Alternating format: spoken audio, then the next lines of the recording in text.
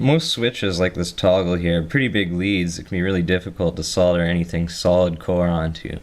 So I think I've came up with a pretty elegant solution that also makes things very convenient to breadboard.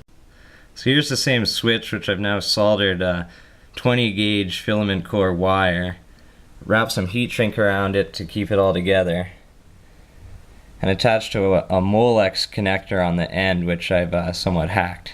So here's the Molex connector, which I've labeled because of breadboarding convenience with iota, kappa, lambda from the Greek alphabet, and the other side labeled the connections. The Molex connections are pretty easy to make. In general, these Molex connectors are made up of two parts, a male and a female end, which you connect to the filament core wire with these little guys here and a crimping tool.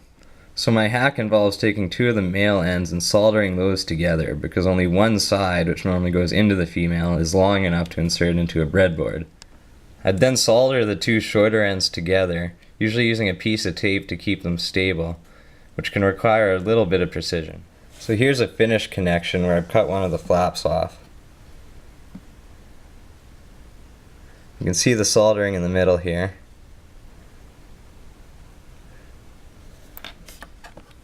So you can see how this will be easy now for a prototyping project using breadboards, where I can simply click the connections right into the board and they're not going anywhere. The crimping tool cost about $20 and was well worth the investment.